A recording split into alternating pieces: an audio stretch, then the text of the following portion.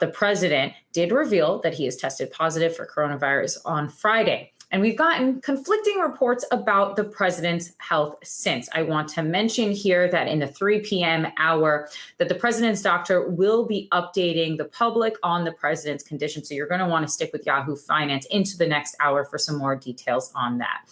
But what we do know so far is that he has been taking an experimental cocktail of drugs from Regeneron. As a reminder, right now, shares of Regeneron up over 6 1/3 percentage point right now. So let's chat about this and all things coronavirus with Robin Cogan. She's a nationally certified nurse and a faculty member of the nurse certificate program at the Rutgers-Camden School. So Robin, let's start with those drugs. I mean, I had heard that they're typically reserved for patients that are in very critical, very severe conditions.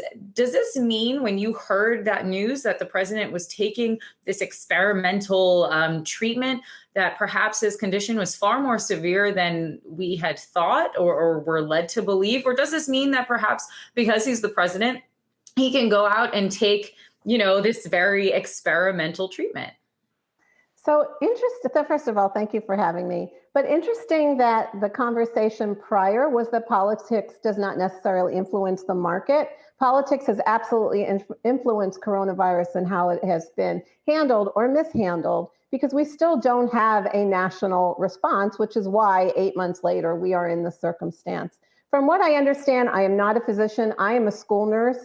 And this impacts our students, this impacts our school communities. But from what I understand, this antibody cocktail is in a 4 late-stage clinical trial, and its safety and efficacy has still not been fully evaluated by any regulatory authority, which brings me back to how politics is impacting how coronavirus is dealt with in this country. And I understand on Friday, the New York Times reported that the Regeneron's chief executive, who happens to be a member of Trump's golf club in Westchester County, New York, said that Trump's medical team had contacted him for permission to use the drug and that the FDA had cleared it. So, average Americans don't have the same, let's say, treatment. And I understand he's the president of the United States, but it's clear that politics is impacting science. And that's the really scary part. Politics, rather than science, has driven this train. And we are at a crossroads like I've never seen. So I'm really glad that you mentioned that. And I do want to get to the school reopenings in a moment. But I'm glad that you mentioned politics and its involvement in just the story about coronavirus, about the treatments, about do we trust the doctors and the scientists that we're hearing? Do we not? Do you think that average Americans have been put at risk, given the confusing narratives that we have heard from politicians, from mayors, from governors, from Dr. Fauci, from other medical professionals, from public health officials? Do you think that American lives have been put at risk because of that? Well, as a school nurse working really hard to try to keep my students and staff safe in an environment that of constantly changing guidelines, what the CDC giveth, the CDC taketh away, and it's really disturbing, and it's absolutely driven by the influence from the White House. Just what happened over the last 48 hours, really, it just describes everything that's wrong with our system. I mean, the fact that the president could leave his isolation room, really put other people at tremendous risk so that he could do a COVID parade to address his followers was shocking to me and depressing, actually, because now all of these people are going to have to quarantine, especially those closest to him, those people who care for him, where there's disregard for everybody else's health. That's the scary part. And so, yes, I do think that the decisions that have been made have impacted our country, our children, our ability to open school. I mean, here we are. When we left school last March, we were told pack up for 2 weeks. We'll be back March 30th. It is October. What's today? The 5th or the 6th? It's the 5th. We're not back yet. Some schools are, but they're opening and they're closing. And do you know that we don't have a national database to even track that? You know, schools have been a petri dish for this country, and it's been really unfair to put children and staff at risk when things like bars are opening and all of these social things are opening.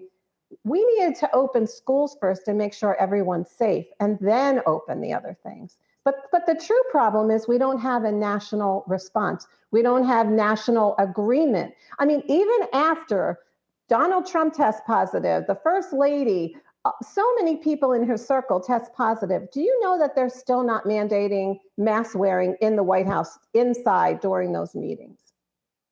So, Robin, on the topic of school reopenings here in New York City, we're seeing Mayor de Blasio, I can't talk today, Mayor de Blasio essentially shutting down businesses and schools in certain zip codes. We are now seeing Governor CUOMO overriding that decision from the mayor. I heard what you were saying, that schools need to reopen first before we reopen restaurants and bars and other social activities. Do you think that that is the right call to make? If we are closing schools down, does it need to be on a zip code basis, a hyper-local basis, to stop the spread in one community while perhaps reopening in other areas of a county or a city?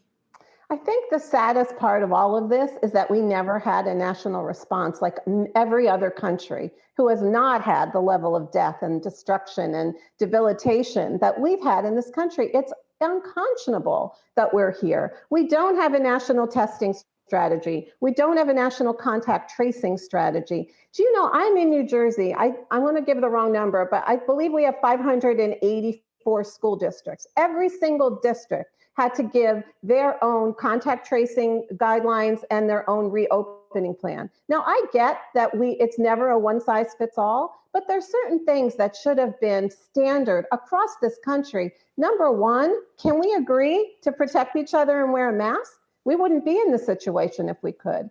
And the other thing I wanted to say, I know we're running out of time, but you know what? If this coronavirus is actually transmitted through airborne, you know, we're in a whole different ballgame, and they're not making it clear. It's a very different transmission if it's droplets or airborne. And we need to get that clear. We need to look at what we're doing in school. Maybe everyone needs a medical grade mask then.